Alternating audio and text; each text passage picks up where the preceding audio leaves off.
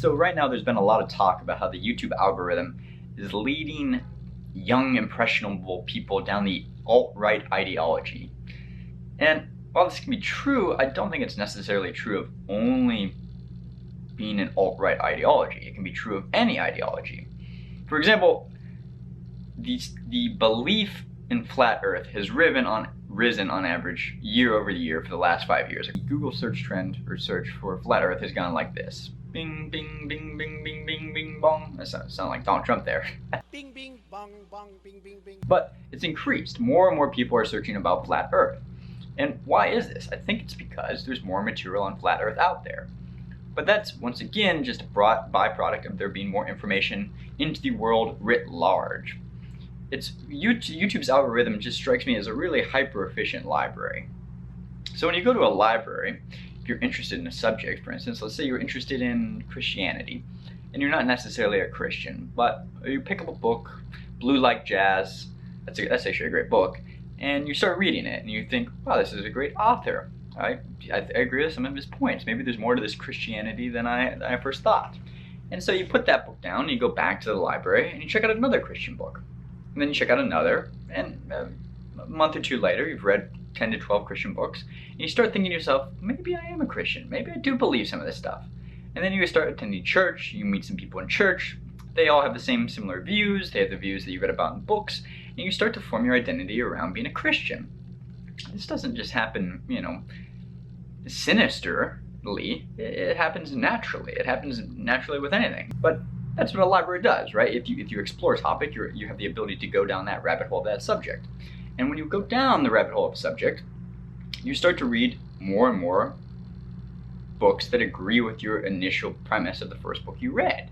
You don't generally go, pick up Blue Like Jazz, if we're talking about Christianity. If you like it, you don't then go back and check out a book that says, by Christopher Hitchens, that God is not great, how religion poisons everything.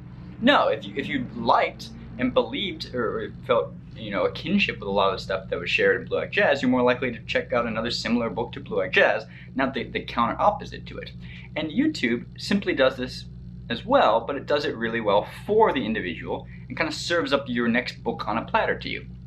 So if you take an example like alt-right, for instance, Donald Trump or whatever beliefs the alt-right currently has, or even individuals talking about the alt-right, from Milo to Paul Joseph Watson, when you go down and you start watching some Milo Yiannopoulos videos, and you think like, oh, I kind of found these interesting, you click the like button, it might serve you up some InfoWars videos, or some Paul Joseph Watson videos, or some Stefan Molyneux videos. And YouTube is just giving you content that you found, giving you similar content that it thinks you found engaging or interesting prior.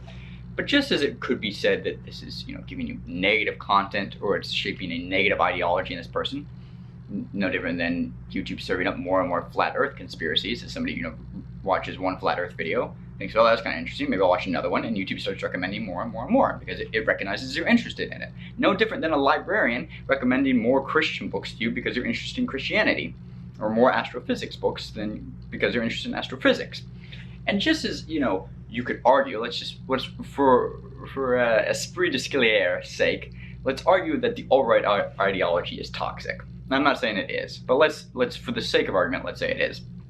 In that case, if YouTube is allowing an individual to go down a rabbit hole of alt-right ideology and speakers, it's equally allowing people to go down religious rabbit holes, or anti-religious rabbit holes, or rabbit holes about charity, or imagining people complexly.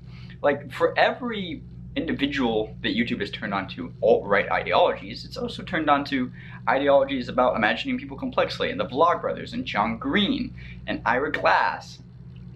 And so for every person that maybe, YouTube has planted the seeds of some belief system you disagree with, it's probably planted the seeds in another individual belief system that you do agree with. And I would argue on the whole, as more and more information is now easily accessible and open to anybody that wishes to consume it, one, it's natural that more people will form ideological beliefs around things and go down just natural rabbit holes. It's no different than a library. The bigger the library, the more information there is, the more efficient the librarian is, the more you can consume, localized domain knowledge on a subject. That's basically what YouTube is. And so you're seeing more people able to go down rabbit holes of localized domain knowledge. Now the media just happens to be focusing on one political and then subcategory alt-right political alt-right policies, alt-right political ideologies.